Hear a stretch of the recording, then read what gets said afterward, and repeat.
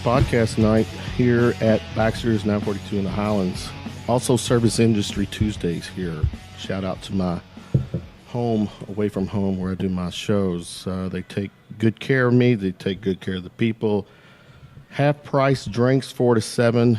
That's their happy hour times. And then 7 to close. There's specials. There's music at 10 o'clock with my buddy Kevin Cummings.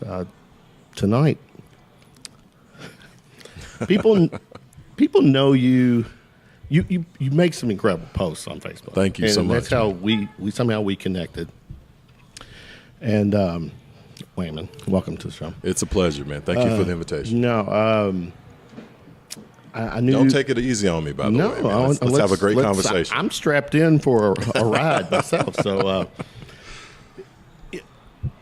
You're a registered Republican, clearly. Absolutely. I'm independent, lean left. But your takes, your posts are fair, and you follow them up with some really good, explanation, conversation. In your posts also, the way you do it, and correct me if I'm wrong, you want a response, you want a conversation. Absolutely. Yeah, you're not going out try to bury anybody, but you do stand. You're very clear on your.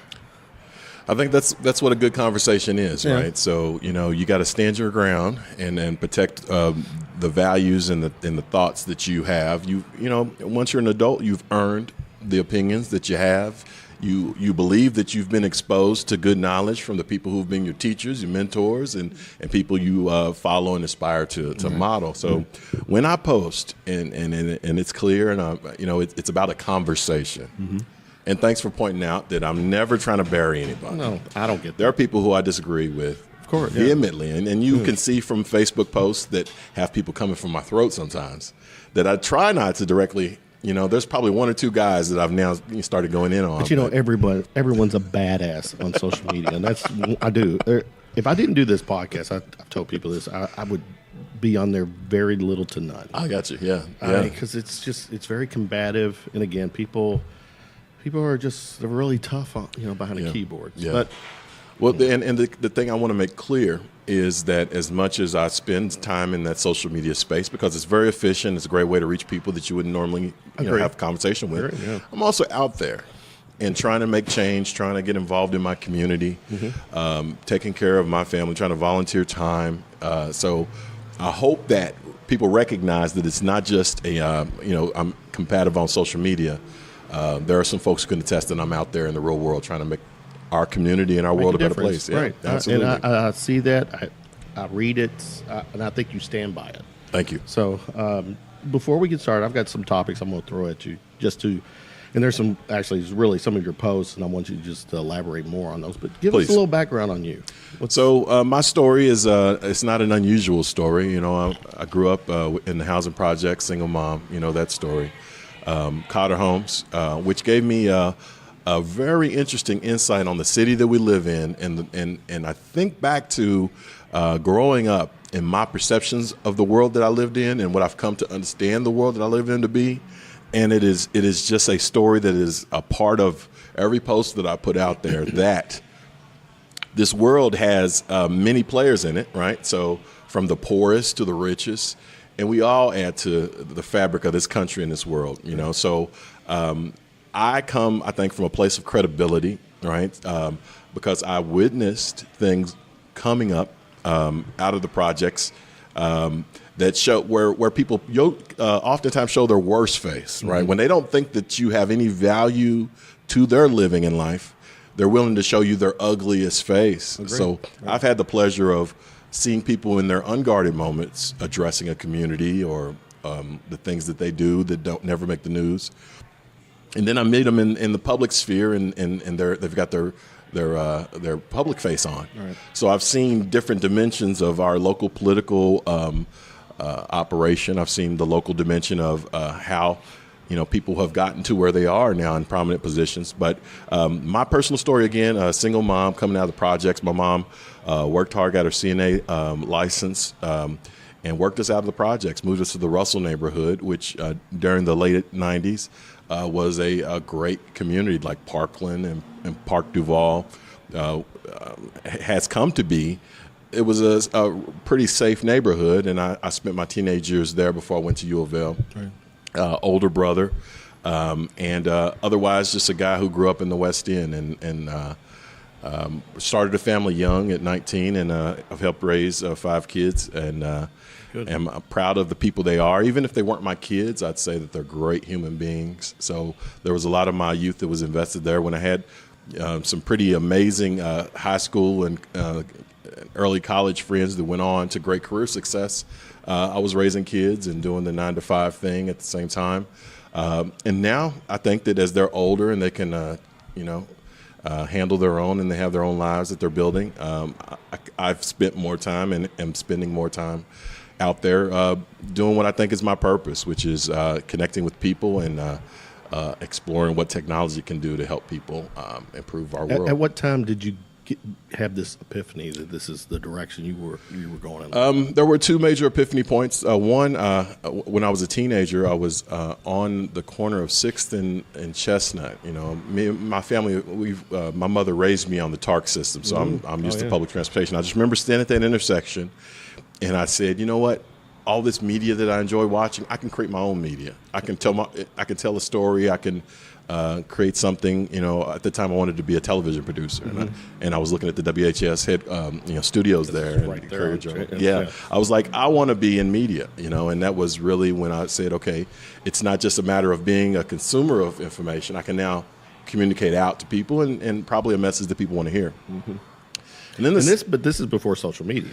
Absolutely, before social media, and at that time I thought, so I'm coming from a poor background, and all of the technology you needed to be in media was $1 million studios, and there was major gatekeeping to keep you away from that equipment, and things have changed dramatically in the last 20 years, amazingly, and people were giving me hints to it, and I didn't really take it up, but that was just me being. Just think before social media, before podcasting, what I'm doing, what we're doing, you'd have to go to school for that. I'm saying. Yeah. And that's before they let you in the studio, right? Right, yeah. So. Once they choose that you're worthy, then you get in the studio overnight, So one of my first jobs was working at an AM radio station, and I did the overnight shift, and I fell asleep just before the morning shift. But on my last shift at radio, man, I had this great mix I was working, man. And people were calling in, it's a great show. But unfortunately, I had not played a paid program. So at the end of the shift, after I'd gone home to sleep, hey, man, what happened overnight? I was like, oh, well, this happened. Oh, yeah, you're fired. I was like, oh. It's been live and learn. Right? But that was a great last shift, though. That was great last shift. But no, so that was the epiphany. The second epiphany point that led me into politics was I was going through a divorce, and a friend of mine from some of my social activism as a teenager called me and was like, they've closed the Boys and Girls Club in Parkland neighborhood, and we're rallying, and he I think we had reconnected on social media at that point, from my teenage years, and I was kind of down and out trying to figure out what was going on, and what I found when I got on the site there was, from all the working years that I'd had trying to learn how to be a good shopkeeper, warehouse worker, businessman, learning from my employer and studying myself, I brought some powerful skills to the site, where it's not just a matter of asking questions, but I had some answers, and I knew how to approach power players, and we were successful to some extent, and the failures that we had in that rally and in that activism has informed, again, my interest in politics. The good old boys club. I'm saying. And here's the thing, though. I first got interested in politics. I was introduced to it from the Bill Clinton era, right? So a middle school teacher of mine, she was a pre-Monica or this was definitely pre-Monica, right? Just checking. But to watch Bill Clinton and Al Gore present this new-aged, modern, youth-oriented, inclusive. We'd always known our presidents to be kind of old and out of touch in some ways. But kid come out of project to hear a guy who wants to be president say he wants you involved. And if you remember his story, it really sounded familiar to mine. Single mom, growing up in the South, really captured my imagination to watch the dynamic between him and his wife, Hillary Clinton. At the time, it was really, they were talking even at that point about what a equal relationship is. What is it like to be a power couple, empowering women and all that sort of thing. So it was really imaginative. And then Al Gore was off in La La Land inventing the internet and everything. And I was like, wow, good job, Al Gore. So I was completely sold for that. In middle school, I watched the entire 1992 Democratic National Convention. Yeah. And I was on board, man. I was hooked, and I was. You touched on the fact that like Clinton really connected with the people Amazingly. Him playing sax on Arsenio. I mean, It was over. Who does that? It was over. It was over. It's a game changer right there. Over. Yeah. Even to this day, I mean, Yeah. you think about the things that have been done, and nothing compares to that. Even Barack Obama and the personal touch he had, it really is not as revolutionary as that sax appearance on Arsenio Hall. No. Absolutely a amazing point in history that basically cemented the Clinton legacy as broad-based workers' movement until Hillary messed it up later on. I'll give you that. I'll definitely give you that. At that point, with Clinton in office, are you a registered Republican at that time? By no means. Okay. No Well, means. so, And it's important to yeah. point out. It's important to point out Or because no, but I guess you weren't. I don't know your age, so I wasn't okay. old enough to vote. Okay, but okay. but let me be clear. We had a mock election I was in elementary school, right? I was in middle school in 1992, but I was in elementary school in 1988. And this is my very first introduction to elections. They were doing a mock election in elementary, and I was in line, and I don't know who George Bush is, and I don't know who Dukakis is, But there was a kid in front of me, and he said, you know what? Vote for Dukakis because Bush doesn't like black people, which was echoed later with Kanye, during the whole Katrina scenario. Yeah. So politics has always been, racially divided to me, right? True. So at that point, I'm like, okay, why would I vote for somebody who doesn't like me? So I voted for Dukakis, and I was a Democrat through the Clinton years, and I didn't change until 2013. Oh yeah. Yeah. Okay. Yeah. What made you change? You weren't on board with Barry? The promises. Really? Absolutely, I was on board. The promises weren't kept, though. I thought about the Clinton. I just told you how I felt about Bill Clinton and the promise of what they talked about, and then especially it goes into before we go to Yeah. Barack, Please. Clinton to George, right? Okay, Yeah. absolutely. Take me through your mindset then. So I was busy raising children in the 2000s, a young man trying to figure out what that whole life was about. So I'm 9 to 5 and raising kids, and nothing really comes to mind. I don't even remember necessarily Bush versus Gore. It's actually, I really right. don't.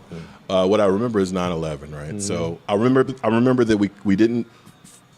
I woke up the next day and there wasn't a president. We didn't know who was going to be the next president. Right. So you had Bush versus Gore going to the Supreme Court eventually. So I was under the impression from the media that I was consuming and that sort of thing that the Bushes stole the election through the avenue of Florida, right? So your brother's the governor of Florida, and you happen to get the tilt that way. That was the narrative. Right?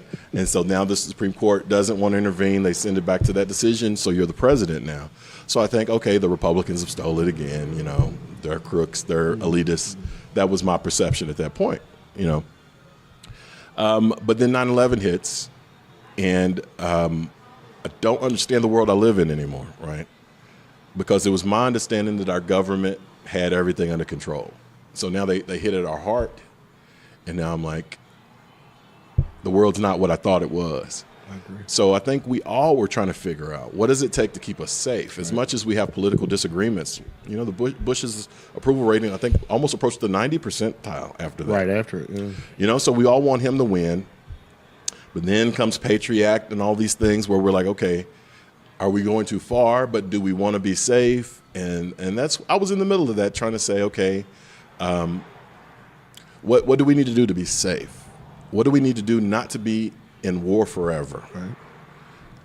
So I'm supportive of the president, but I'm watching and I'm looking at the government overall, and it's exceeding its rightful limits, and I'm looking at it and it becomes scary.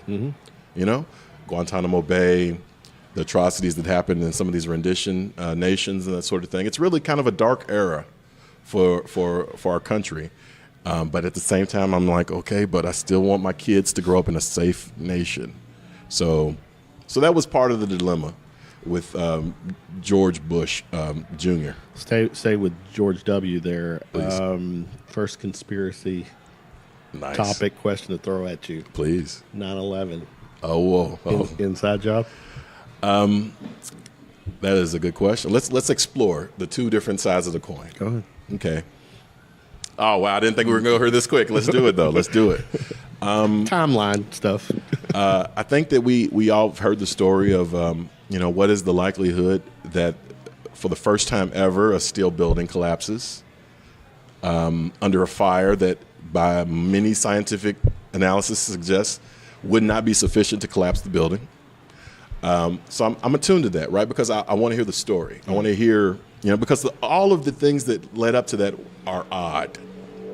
Because again, I'm like, how could this happen, right? Mm-hmm. How can and you hear they only spent $100,000 or $120,000, and 20 guys, one backs out, and they're still able to strike us. You smell that? Oh, that's that brisket? Oh my goodness! Oh, He smells that.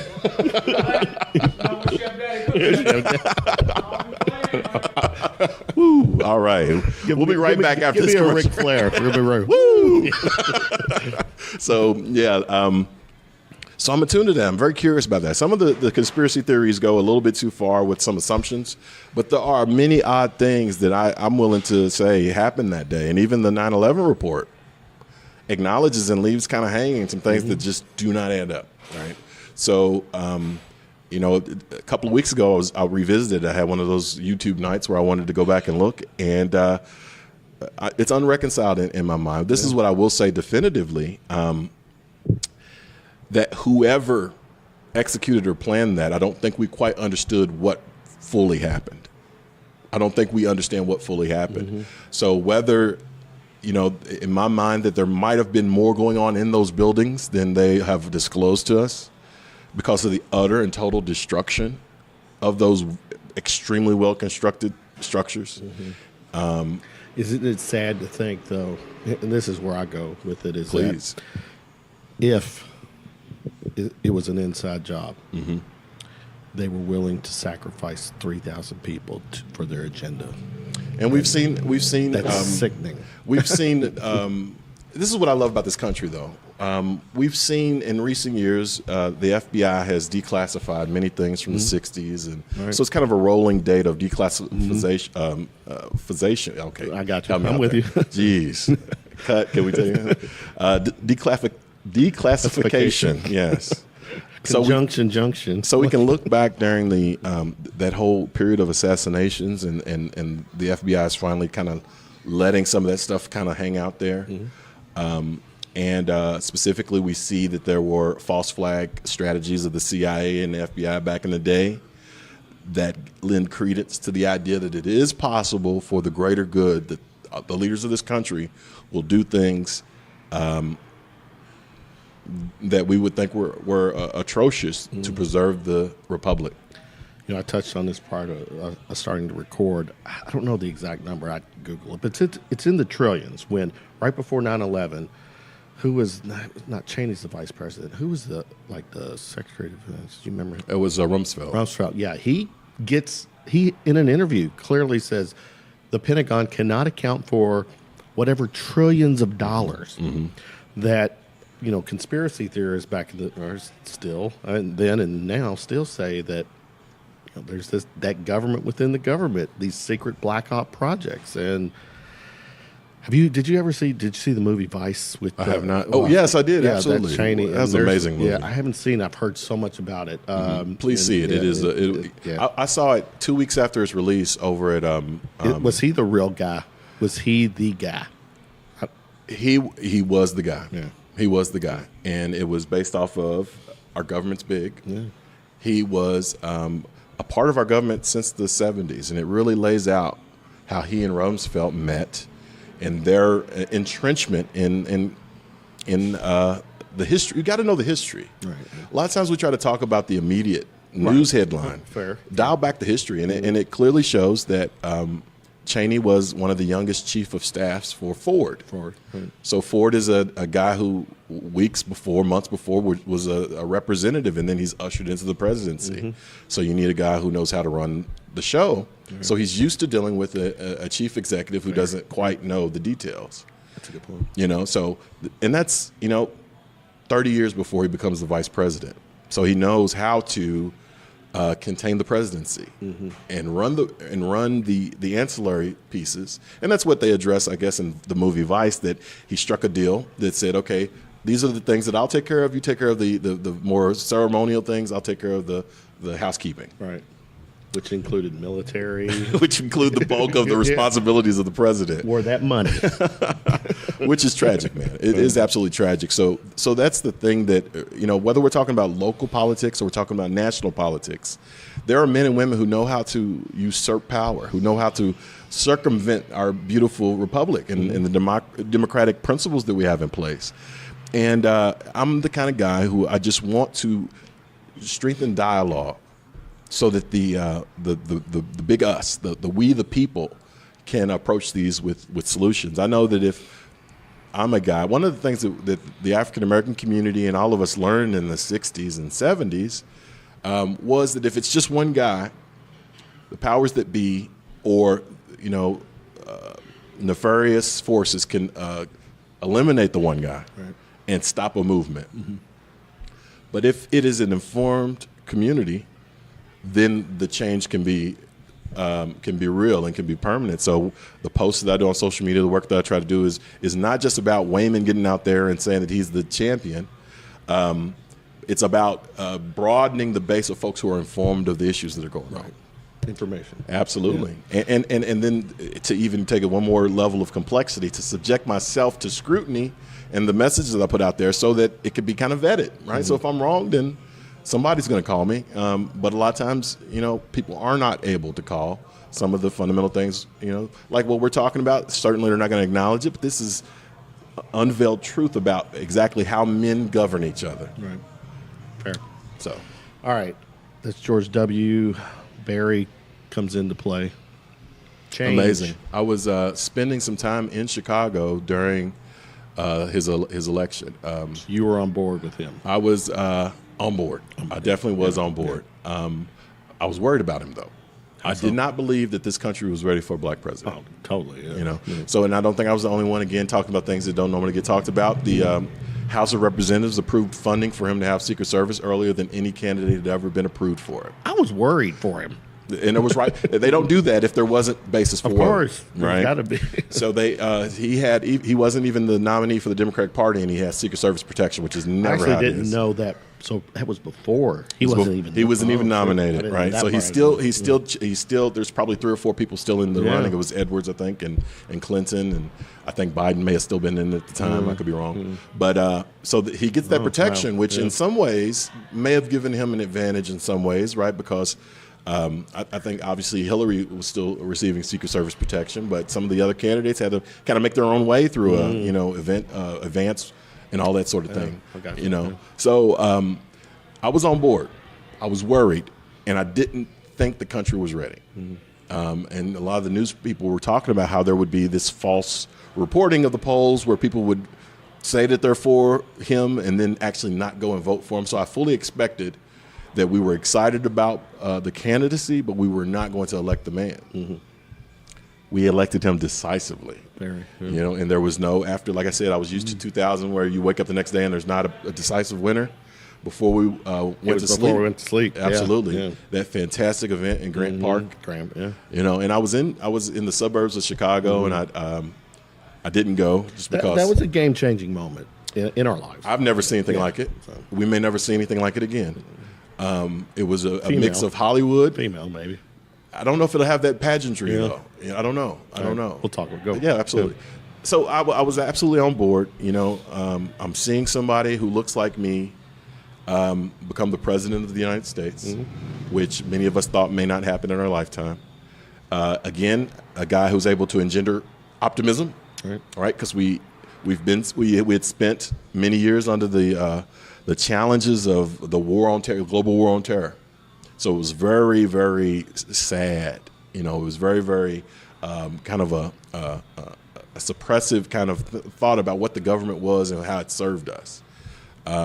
So he was able to say, and a part of his, regardless of race, some of his political credibility came from the fact that he had come out against the global war on terror and the overreach the government had done. So I think that helped him as well. Mm-hmm. So now he's talking about optimism and hope again. So that kind of reminds me of the Clinton piece.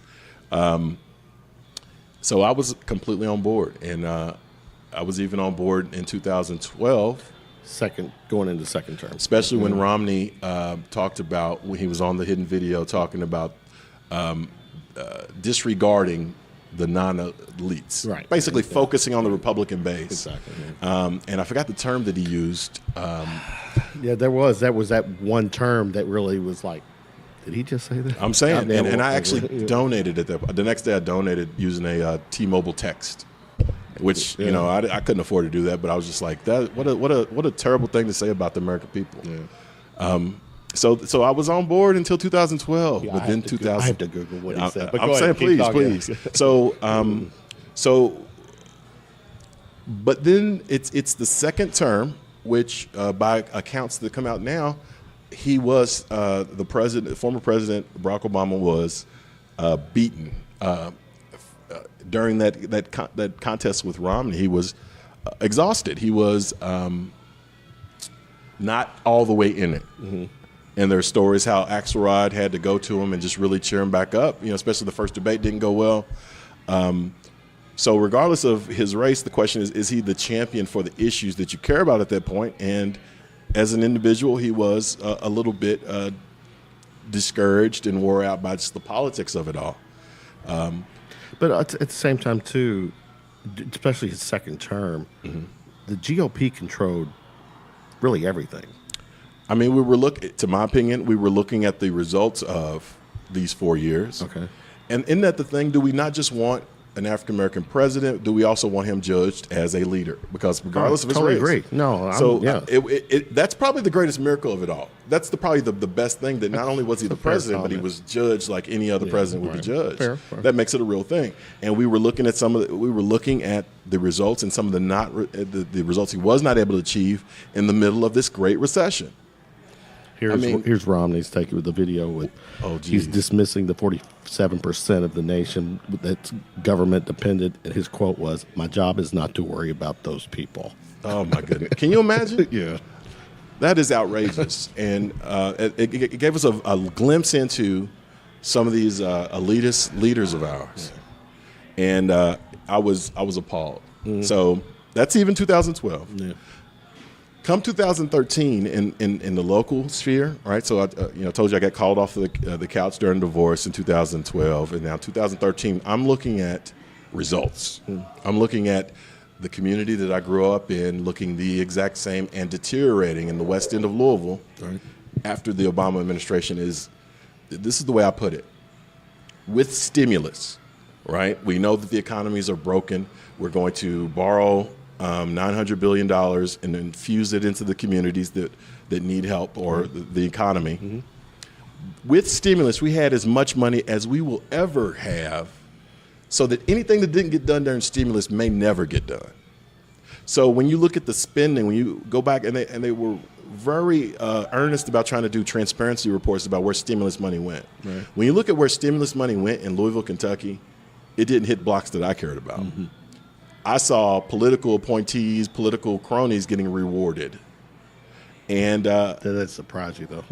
It did. It really did. Because I had been following the poetry of politics, but now I was engaged with the reality of politics as a grown man raising kids. And I looked at the party that was supposed to be the champion in the city of black people and all that, the Democratic Party, and there were no results. Right. There wasn't insufficient results. There was no activity. Yeah. Well, right? There was no activity in the local community. Who's running the show here at that time? I'm sorry? The office. We had just elected Greg Fisher, I think, in 2011. Oh, Fisher. Yeah, has he been there? He had been there for a little more than a year. Right. Obviously, like I said, it was during the stimulus. So 2009 to 2013, we're trying to recover. So there's lots of federal money coming in. The Abramson administration was going out. I remember during that's it. Abramson. I thought he was still there, but Fisher actually was in. Fisher was in, and So what happened was I was working on the block in a black neighborhood, trying to do the Boys and Girls Club thing, and I'm telling the mayor they had a master plan, they were trying to execute it, and I'm like, Mr. Mayor, this is one issue in one neighborhood that should be on the priority list because this neighborhood is deteriorated. There's no activities for young people. This is the center that needs care. And he confronted me, and we were at Fern Creek open mayor's night or whatever. Okay. He said, you don't think that Parkland needs more care than Portland neighborhood? I was like, well, yeah, because Portland has some institutions that are working. And Parkland, there's nothing for the kids to do. Right. And he was visibly stressed by what I was saying because if you looked at, which eventually I did, their plan. Are they you had a plan. in any type of office at this Not point? at No, all. you're just I'm just a dude who knows who does what, right? Gotcha. Right. So I'm a part of this rally that was to try to save this Boys and Girls Club for the kids because people. I mean, it was just our community, the African American community in Louisville, has been has relied upon municipal programming for our kids after school, weekends, and I think that the work that they had done when I was a teen had diminished. Right? We were spending a lot of money on youth programming then, and now we're not. Right. Especially during my rallying cry to everybody was during stimulus when you have to cut everything. Now you know what you really care about, right? There's not a lot of money coming into the government, so what your budget shows is what you value. Mm-hmm. And we were cutting the dickens out of youth programming. And this is 2011-ish? 2011, 12, 13. Okay. So I decided, heartbroken, that the Democratic Party was not what it presented itself to be. Mm-hmm. And that was just locally. Locally. That's all I had access to. Yeah. That's the reality, right? Okay, that's where it meets the... Fair. You know, and I knew some of these folks were part of the Clinton machine. I knew that they were connected. I knew that they could pull whatever lever they wanted to, so that I mean, we were getting local people sent to be ambassadors to countries. I knew we had access to whatever federal money we needed to solve small problems, and to see the federal money not coming, I was like, this is not what it presents itself to be. So then I knew, and what everyone was kind of telling me was, shut up and get in line. You're bright, Waymen, you're well-spoken, we like your passion, but just shut the hell up. And go to the back of the line. Mm-hmm. And when we are ready for you, after we've completely brainwashed you, then we might give you a chance. Push your button and pull your string or whatever. But I was like, no, because if I'm looking at youth programming, our most precious asset, and you're pressing youth programming against your other political objectives, and your other objectives are winning, I'm out. Yeah. So that's still a little naive, honestly. I've come to learn, but I decided not to be. I said I cannot be a part of this thing. Right. So I decided to switch to the Republican Party, and that's a whole nother. That's a whole nother battle of wax. There. About when is that? 13? That's 2013. Yeah. Okay. Wow. Interesting. I was told, man, you just can't do that. The people are just like, you can't do that. Mm. You know, it's just not even, what are you doing? You know who they are. What I tell you about what Romney said and what the history of the Republican Party is, the recent history of the Republican Party has illustrated was that it's not the party for us. And but that happened because of local issues. Politics, man. But then did that mindset elevate to the national level as well? So this is what happened. Go ahead. The timing. I believe that amazing. I became a part of something truly amazing. Okay. Just because of the timing of when I made that move. You're thinking that after the era of Obama, you're supposed to stay on that side and everything's going to get better. I left, and I was part of. It was the end of the Tea Party wave, right? Where people are saying our government has too much power, too much taxation. And those are the people I connected with more than the corporate Republicans, the establishment Republicans. Okay. Folks who were saying that the establishment is not serving us well. Because I connected on that side of the politics, the rise of Rand Paul, the rise of Governor Bevin, the rise of what maybe I think became the rise of Trump. Mm-hmm. But on the statewide level, the change and takeover of the state house, which was absolutely monumental, and I had the blessing to have a front row seat to how it all happened. And that is the historic change for Kentucky, and I'm really, really proud to be a part of that.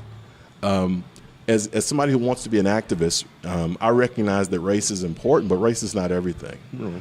You need people who are advocating for you, who understand your needs, who can.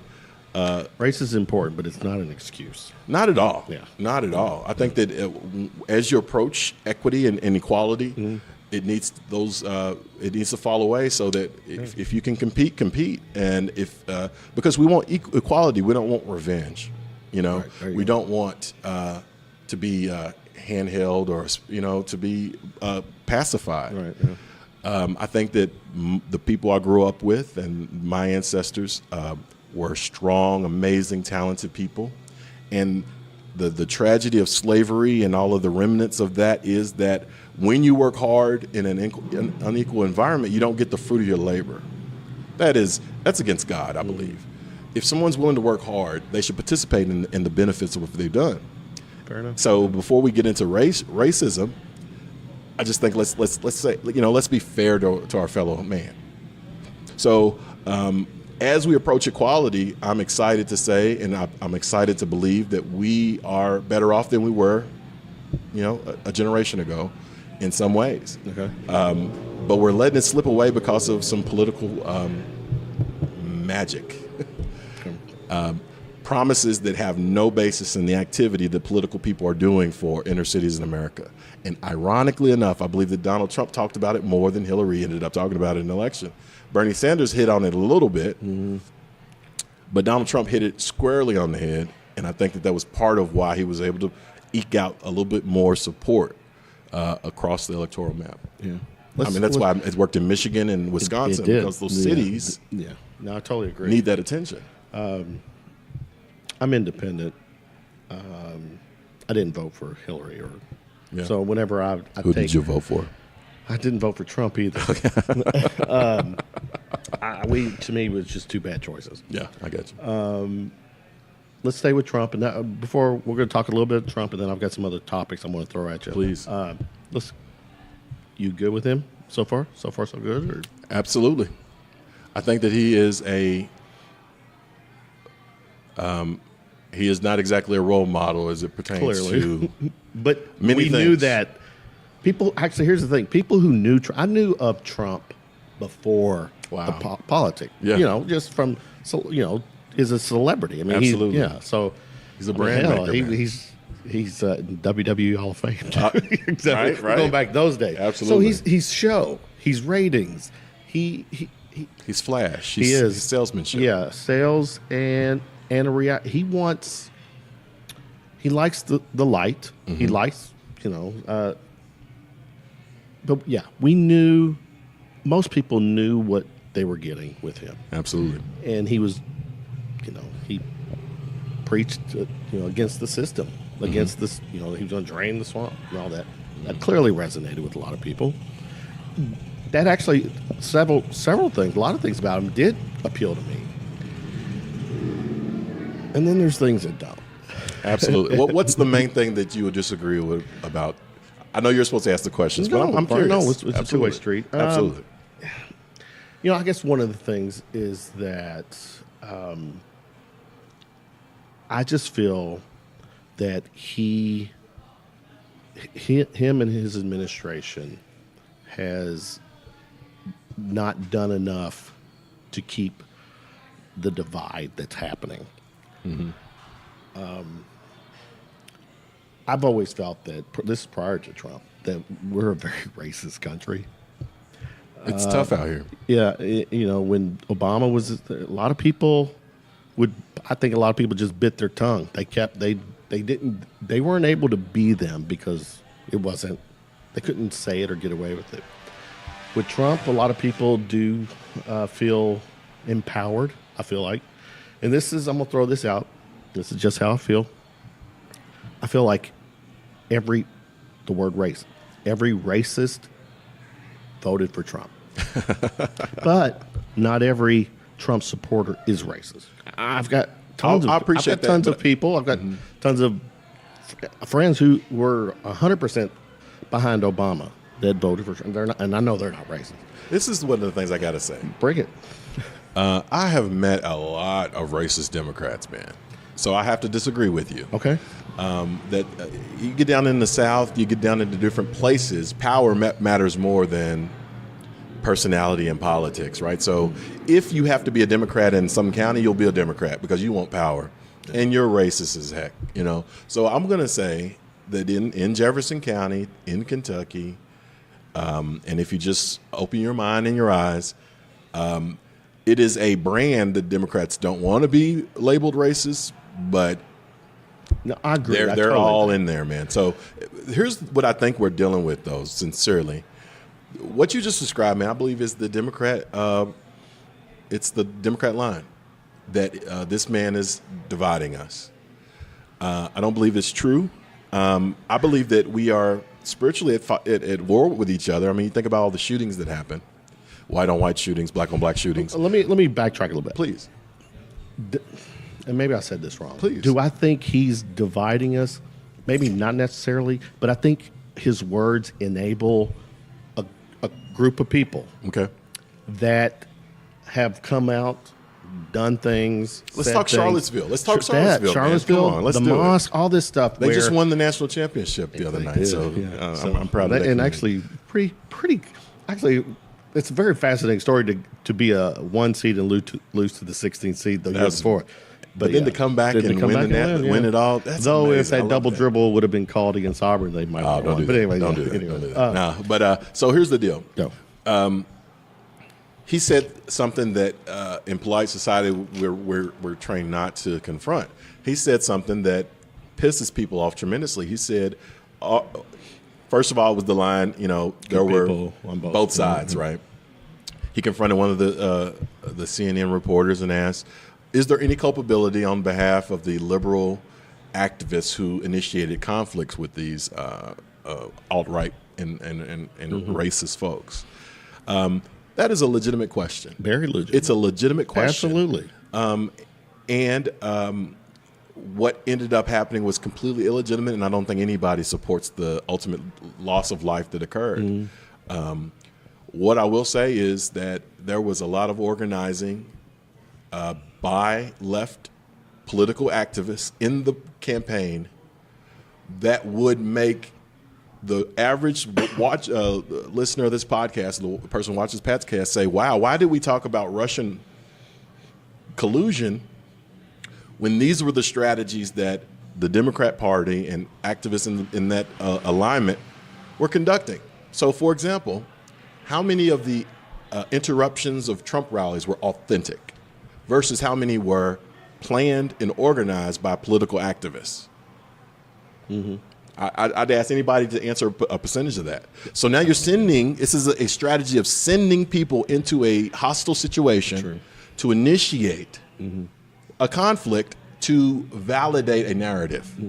But do you not think during these, during his rallies or whatever, when he speaks up about, you know, hit the person, knock, you know, I'll have to pay your legal fees, blah, blah, that's not helping incite that? Yes, it is. Yes, it is. Can we also say some of it was absolutely hilarious?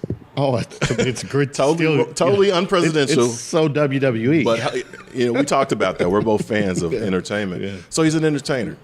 Yeah. And he got and the that's- reaction he got. the American people understood Yeah. that. I'm going to say half of the things he says are tongue-in-cheek. Yeah. He says ridiculous things. The comments about his hands, the comments about, you know, all of that. That was all humor, deadpan humor, that I think most everyday people understand. And one of the things that I recognize so clearly is a month before he won, I knew he was going to win, right? Because I watched how condescending the national media was being. I felt it too. And I was like, nope. I've been out in the middle of rural Kansas. I've been out in this country. I know rural Kentucky. People don't like being condescended. People don't like for you to insult their intelligence. Agree. And I knew that, yeah, that's going to play well in your studio. It's going to play well on a radio show. But in the nooks and crannies all throughout this country, that's going to really, really piss people off. And that gave Entree an opportunity for Trump to rise more. A guy who was talking to you instead of people talking about you and at you And that's what it is. I mean, your Saturday Night Live humorists, your CNN commentators, all of those folks rub the American people the wrong way. And it's not right because they depend on us for their livelihood. We watch their programs. We know what's up and down. We have a moral center. And they've gotten disconnected from the middle of the American principles and values. And that sounds real Republican, but I'm just going to put it out there. Fair enough. But what's your take when Trump, makes these comments about wanting to take the press credentials from the left, or challenges SNL to did he actually say sue them, or to the point? And what breaks my heart? He didn't go to the White House Correspondents' Dinner, which I've watched for years. Those are great. That is our democracy at its best, where you've got the most powerful person in the country or the world subjecting themselves to satire and parody. But that's him, though. But he won't do it. He can't take that. But he had a personal experience there that was probably unfair. I mean, when he was in the audience, right? Yeah. So 2 years in a row, he was in the audience. Yeah. And I watched him, and he took some some square blows, man. And they target him for think about it, for at least 1 to 2 minutes, and that's a long time. I think that was man. Yeah. I mean, and then in 2000, the president gave him 5 minutes of talk. I mean, there was a. It was beautifully produced. I mean, because the president had his speech, and he was bringing his speech to a close, saying the generous things that they normally say about the press before they get off the mic. But he said, "No, I'm just kidding. I can't not talk about Trump." You guys got to go check that out. That is hilarious. And that's I can understand how that would put a bad taste in his mouth. For the record, please. I am rooting for him. He is our president. Absolutely. I do want. So you're rooting for his reelection. That was good. Are you announcing that now? I'm rooting for whoever the president is. If he gets reelected, I'm gonna root for him. Yeah. But this is why I love our country, man. Because we've had 2.5, 3 years of this. Bring all comers, right? So we've got some interesting characters on the Democratic side, some really capable let's stay leaders. with that. Absolutely. Who on the Democratic side? Because here's the thing: as Biden, the situation that he's going through now, all these, the ordeal with his, little getting into too close to people's zones, personal zone. Yeah. Is that disqualified him? Do you think? Not disqualified, but it ruins momentum that he could have carried in. Fair. So now he has to depend on things he's not good at, fundraising, and so he took he now has to counter that narrative before he can pivot to say, "Hey, I'm the guy who can continue what we achieved under the Obama administration," and that killed it. Who on the left could? I think that I'm going to choose 3 people. Okay. I'm going to say I like Mayor Pete. I do too. I like Mayor Pete. He seems very intelligent. He seems very openly gay. Absolutely. Yeah. Married even. Married, right? yeah. So in a red state. Right? Absolutely. Yeah. Dealing with the inner city, which again is my issue, where he's trying to revitalize that economy. And just ambitious and young, and young. So let's bring him into the debate. Yeah. Who else can he bring into this conversation? So I like him. I believe that he would lose against the president. I think that there are 2 people who could beat the president, and only 2. Okay. Hillary Clinton. No, I don't. Please. I believe that. Really? I'm gonna tell you why. They never gave the keys back to the Democratic Party. Right. So they took over the Democratic Party and never gave the keys back. So they've had to rekey the Democratic Party and try to reconstitute it. Right. So they have all the lists. They have all of the loyalists. She's the only one who can start the engine, right? At this point, I would probably vote Trump over Hillary. So then there you go. And then but it's a money raising game. It's about how do you get the message out and the capacity to reach all these nooks and crannies across the country. Right. She's the only one, and they did it intentionally. Yeah. It's like a poison pill. You don't want me, then you can't have your keys back.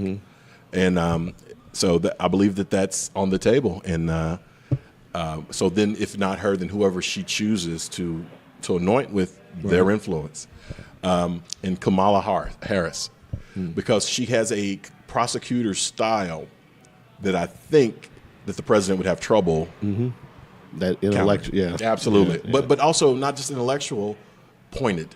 Fair. We saw that Rand Paul, who I was all for, who in early polls indicated he was the only one who could beat Hillary before Trump's style ruined his momentum, right? So he was a leader. He was going to do well in the Republican primary until Trump's movement hit. All right. I think you look at the Bush spent $90 million and was losing traction every week because his style did not compare well to Trump's attacks.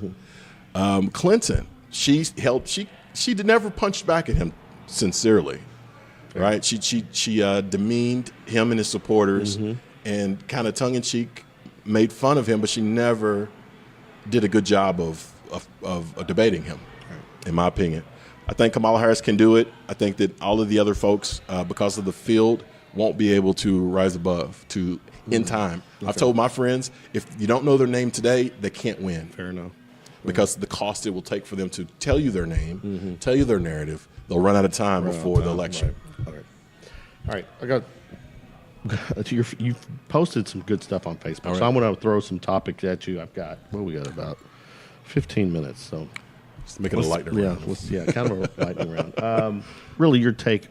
Elaborate more on Fisher when it comes to this deficit that we're experiencing here, and the cuts and all this stuff that they're trying to accomplish. Just like you said about Trump, he is our mayor, and we just reelected him, so I want him to succeed. I like Greg Fisher as a person. Everything about him indicates that he's a swell guy. A little awkward in personal interactions, but earnest, and he wants good things to happen to people. But that is just the man. When you deal with politics, you deal with teams of people and teams of people.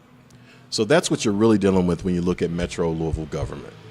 Municipal governments across the country are networked together through ideology, through funding, through consultants that serve all of them. It's all connected. And then you add on top of that the influence of money. That's what you're really dealing with. And the question is, how has the mayor handled those pressures on his job versus the needs of people who don't have money to donate, don't have power to be able to necessarily influence the debate. On that basis, I'm holding him to a pretty tough standard. Fair. But I'm not satisfied. Yeah. I'm not satisfied at all. Well, what caused this deficit? The deficit was caused by since he's run, he calls it the structural deficit, the structural problem with our budget. Right. So he knew that this $65 million liability was out there somewhere. And he knew by the election of the changes in the state house and the election of Matt Bevin, because when Matt Bevin run, he said that was part of his goal. Right. So to his credit, Mayor Fisher is a astute businessman, so he knows how to look at a balance sheet, and he knows that's hanging out there because they're already paying some of that pension liability, and he knew that a lot more was out there for our folks. Frankfurt had been concealing that liability by borrowing money.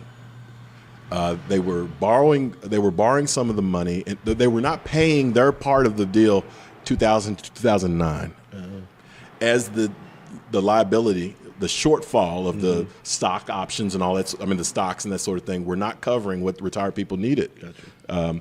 And then come 2009, when new people are now coming to be in control of things, it's skyrocketed, right? So the liability went from something like $60 million during that period to now it's like $500 million a year. Now you're affecting the entire state budget. So the first budget that the governor was involved with, he said he would not let the General Assembly borrow money to cover it up again because you're just basically putting it on a credit card. Right, yeah. So he's like, no, what we're going to do is we're going to pay it, and we're going to pay it out of revenue. We're going to pay it out of the general fund. And that destabilized the state government. So now you can't do many of the projects that many people have come to depend on. So then at some point, I think it was they were given the city was given notification in 2017 that this bill was coming. So why we didn't really talk about it during the last mayoral election last year when Fisher was challenging Leet, I don't know. Mm-hmm. Because remember, we were doing great. We had extra $500,000 that we were going to try to solve the whole housing problem with. All of his TV commercials indicated that he was excited to get back to work because all the economic pieces were looking good. And then January comes, 2 months after the election, and now the budget is collapsing. Yeah. That doesn't add up to me. Gotcha. So that's where the $65 million shortfall came from. They did some cuts and they did some other things, and then they decided they wanted to raise taxes. Mm-hmm. And come on. Reports indicate that Louisville is in the top 10 of the most overtaxed communities in the country. Mm-hmm. I add on top of that Louisville, according to CBS News studies, is one of the top 20 poorest cities in America. Mm-hmm. Obviously, we don't want to promote that, but that's a fact. Mm-hmm. We have some very wealthy, successful people, but we also have a disproportionate amount of our community that's suffering because this city did not transition with industrial change as well as we could have to the new technological economy and the service economy.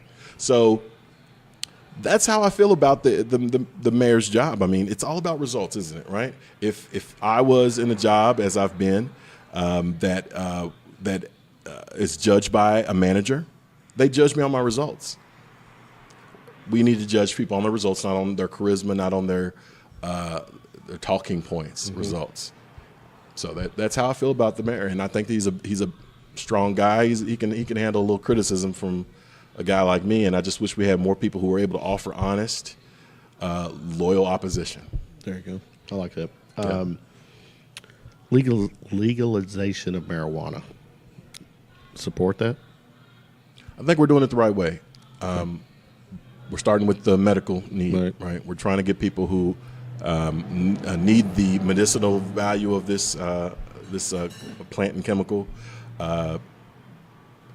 because we know that it has benefits for those who suffer from certain conditions, mm-hmm. glaucoma and seizures and that sort of thing, and those who are looking for a more natural solution to these problems. When we look at all the medicines that are on the market now have so mm-hmm. many side effects. Right.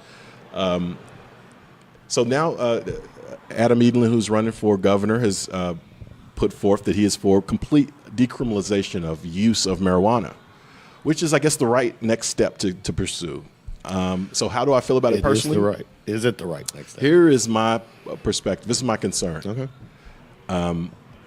Abuse of anything is dangerous. Agree. They say that marijuana is natural. Yes, water's natural too, and people drown every day. Right? So natural doesn't mean that it should be not from purposeless. But go ahead. I get your point. Absolutely. So I think we have to be careful, right? Because what I am worried about is how abuse of this natural substance is taking a lot of people out of economic contention and jeopardizing healing that our community would need to go through after decriminalization. Because now you can have people go off the deep end with abuse of this substance. People say it's not addictive, but I can say it can be abused. And I've known people who use it who experience changes in their habits and their tolerance for conflict, which may not be measured as a side effect, but I've witnessed it myself. Okay. And I've got to recognize that, okay, and then in the private sector, they have the choice whether to employ you or not. So even though it's decriminalized, mm-hmm. it may not be a good impact on your work career. So, and then young people. So we've got to really figure out what we're going to do with that. Alcohol, obviously, is also in that same class, and we've somehow come to deal with that. We'll do the same thing with marijuana. I totally agree. So just make it sure. So I'm against it immediately until we can deal with some of the recreationally. Exactly. I'm worried about some of the recreational abuse of the substance. Well, that's fair. Okay.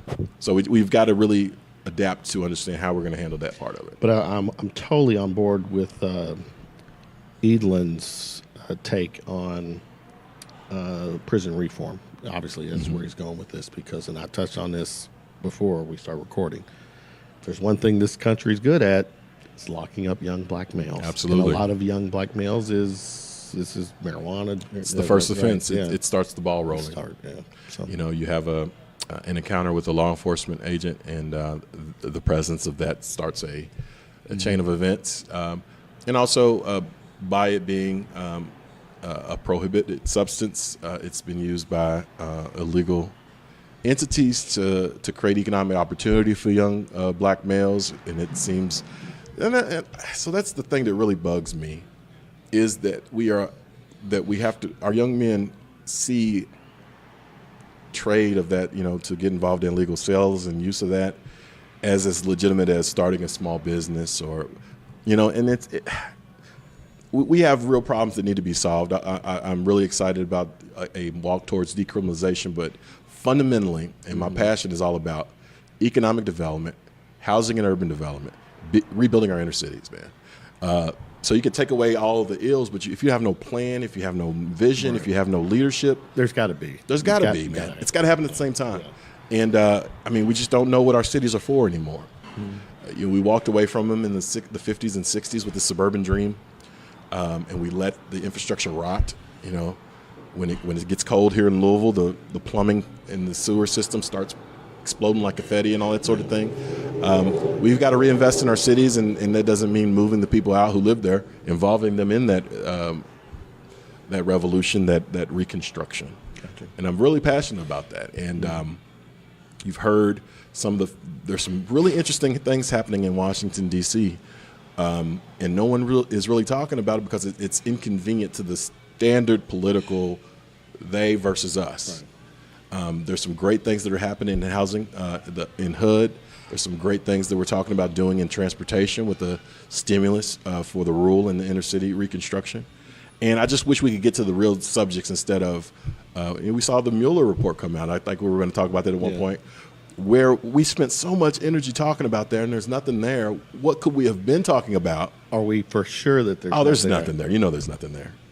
It was, what I'm hearing, it was a manila folder with a one sheet of paper in it. And he was like, oh, sorry. No, I'm kidding. I'm kidding. 2 words. No collusion. That's what he said. I was like, what was all this about? I mean, but seriously, I think that if it was something serious, I just think it took too much energy out of the conversation. It really did. Yeah. And that was what it was for. It was to thwart. It should be, the full report should be released. You agree? It will. Obviously, with redactions, right? Yeah. It will be. Yeah. And you can take that report and you'll find something and they'll run with it. But ultimately, I think we can all agree that it was overblown. Maybe. Yeah. I mean, because it was overblown. I can say that comfortably. Stay with the state. Your take on with Bevan. One, you know him. Yes. Friends? I wouldn't say friends, okay. no, but I mean, he's a good guy. Okay. I met him before he got branded by his enemies. Let's put it that way. Okay. You know, he was running against Mitch McConnell. Mm-hmm. So even the Republican establishment was trying to convince you who he was. Mm-hmm. To be in the room, this is when I really forgot about that. I'm saying, right? Yeah. So I was in the room as this man is trying to, they wouldn't even let him speak at events, right? Mm-hmm. So there was a concerted effort to demonize his brand. And I watched how he handled that. And he handled it with such class and style. And so he'd go to events where they wouldn't let him speak, and he just worked the room in a very natural. I did hear that about him too. Yeah. And you know, he's very charismatic too. he is still the same person, minus some minor changes that you can imagine with anybody who has this kind of political power. But so my first event with the Republican Party is where I met him. Okay. And he was not able to go to the stage, so he was working the room. And we closed down the event together. I asked him about the Tea Party movement. I asked him about his perspective on things, and he took the time to explain it to me. Right? Little did I know he would be the governor of Kentucky, but that's the kind of person he is. Gotcha. Your take on this whole the chicken pox vaccine, and I mean, come on. Do we not? So here's the deal. We have to choose what's best for our kids, right? So the story is that that the governor had a pox party, which is a party to expose his children to chicken pox so that they Did that really developed. happen? I think he said it, Well, right? And it happens, right? Okay. So you have to choose whether to take the medical establishment at its word, Right. or to question authority. Or And when you- medical/science. Yeah. Oh, come on. So, I mean, but I have history. Like we talked earlier in this conversation about the declassification of FBI files and that sort of thing, and we look at intentionally exposing African Americans to syphilis under the guise of a different scientific understanding, right? For the good of science. So there's a history that sometimes science isn't just as sciencey as it proclaims to be. Yeah. We could go all the way back to the eugenics movement. We look back at Charles Darwin and his take on evolution, and a lot of people that main title that he's known for.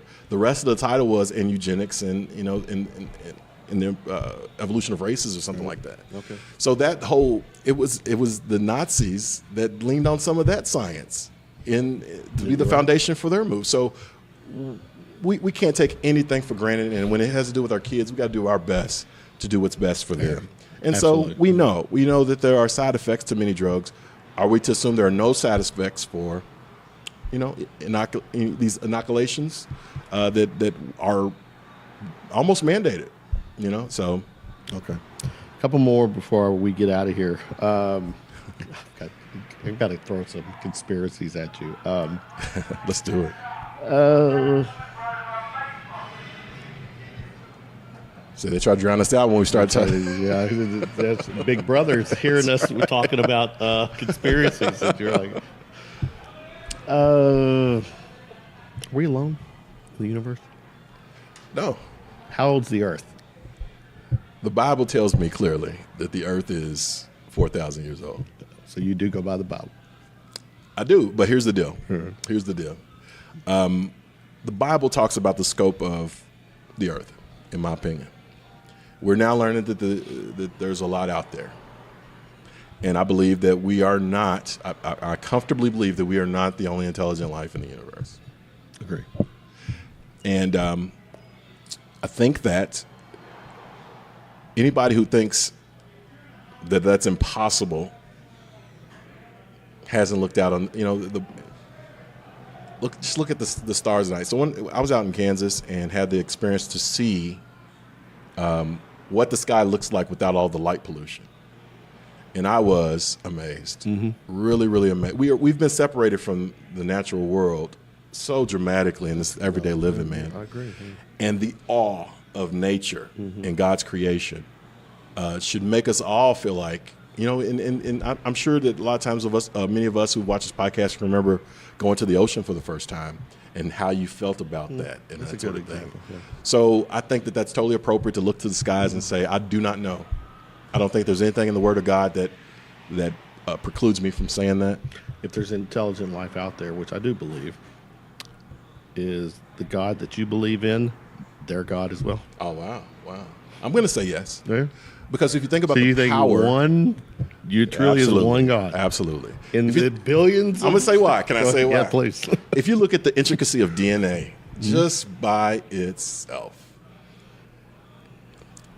that doesn't happen by chance. No, it's it's- woven yeah, together. there's You have to be smarter than the thing you're creating. Yeah, it's clearly a blueprint that someone had to engineer. And I'm thinking that the person or the entity, I say God, that constructs this thing has no equal. And if there ever were other competing forces, those competing forces would succumb eventually. Okay. But isn't that what we're talking about and this is where we can dovetail into the Alex Jones. Yeah. The Bible is remarkable in that it talks about the origins of Satan and the devil in that. So we're talking about a hierarchy in heaven that God allows to be disrupted by any comer. And even lets that comer have an opportunity to show their stuff, right? And then a conflict plays itself out over the Bible, and it says that in the end he will reign, right? So that's my perspective on this intergalactic, assessment of thing that there is one true God, and I believe that the Bible names him Yahweh, and I am a believer, and I believe that Christ is emblematic of that origin and illustrates to us how, as humans, we connect to it. I can connect to a lot of things in the Bible. Okay. I can also laugh at a lot of things. Was it the floating axes? What is it? The wooden Titanic is still hilarious to me, but I digress. Well, It didn't sink though. It didn't sink. So, yeah, it didn't sink. Real quick, Alex Jones. We talked. He was on Joe Rogan's podcast. What was a couple or something? So I think we can say that Alex Jones is insane. I think we all agree on that, right? Is he? No, or no. What he did remarkably. I've liked Alex Jones for a while. Same. And I didn't want to get too deep into him because he gets really specific and he goes far off. Yeah, he does. And I recognize that he is just giving attention to theories, and then he walks back a little bit and gives airing to these theories. Right. Doesn't always indicate that he believes a theory, but he'll let it have its space, which is debate, which is dialogue. Agree. He gets really, really specific in the Seth Rogen interview.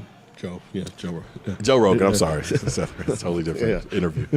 And talks about extraterrestrial. What does he call it? He calls it Well, I mean, it's the extraterrestrial. But at one point he describes it as anything not of this world. He's confronted. He said, so you keep using that term. He says, what do you mean by that? So I think what he's trying to indicate is that he's not saying aliens solely. He's saying what he's speaking spiritually. I think he's speaking spiritually. Mm-hmm. He's God-fearing, man. He is. So that brings us to kind of what I was suggesting with science, right? So science has its mission, and its mission is discovery, regardless of our current beliefs. And one of the things very seriously that Alex Jones was confronting was the Nazi regime, and how at that point mankind went to I'll call it the occult to clarify what I believe he was describing. Mm-hmm. And he described, and history documents that those folks had a certain belief system. Some historians call it a fictional or a fable of human origin, talking about Aryans and that whole spiritual story. But I think it's all connected to the occult things that they were doing to justify and to explore their place in the world. They were rejecting the religious beliefs of the Jewish line and the Christian line, in the Catholic Church, and they were exploring a different understanding of the world. And it was through that understanding they were able to create the evil course that they created. So I think that what he was describing was a spiritual belief that they tapped into to draw knowledge from. Okay, fair enough. But that would be a great conversation. Maybe we could talk about that in great detail. I just realized, we're running. We're almost. I hate that we stopped there. That's gonna be. But we'll have to do a second part. I've got a couple of rapid fire for you. First concert you attended? Maze and Frankie Beverly. Oh, that's good. That was good stuff. If you were stuck in an elevator with a celebrity, who would that celebrity be? Wow. They have to be currently alive? I would preferably. I have so many questions.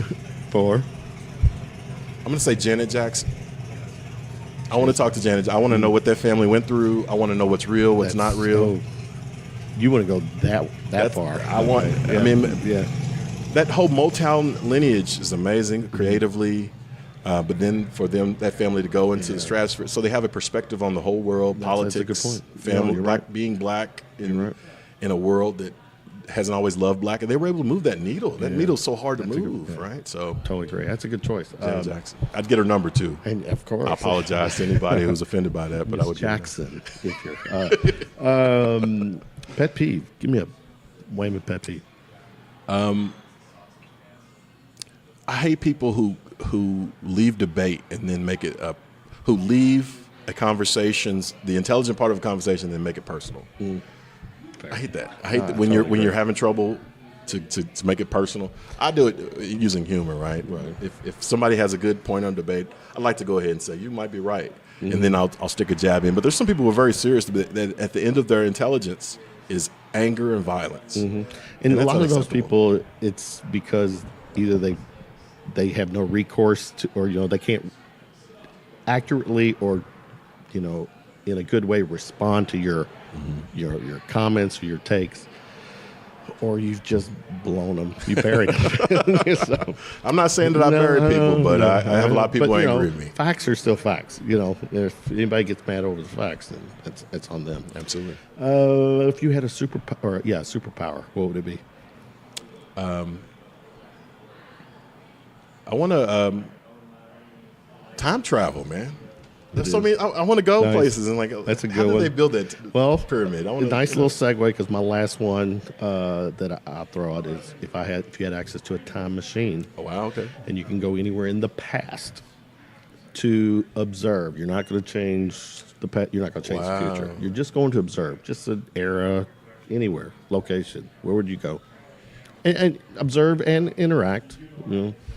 Though you might be I don't know if you're the only black male there. There might be some limits to my. Yeah, I get it, man. I would love to go to. There's two things that intersect. I'd say Christ's time, but that is really, if you look at it just politically, the Roman Egyptian thing, in the intersection of all those races and beliefs. Because there were a lot of it. Yeah. There was a lot going on, right? And we know the story, and the Bible talks about different peoples, their beliefs, their influences. I would love to see how that stuff really panned out. I think that it is absolutely amazing to walk out of ignorance into enlightenment, and then what do you do morally with the new knowledge you have? You can build a temple, but your civilization still, the things you built outlive your civilization. These are all very, very interesting things to me. Totally agree. Yeah. So, cheers, my brother. Absolutely, Thanks man. for hanging out. It's a pleasure. We got to do it again, because there's still a lot of shit we haven't talked about. Thanks, brother. Be good, brother.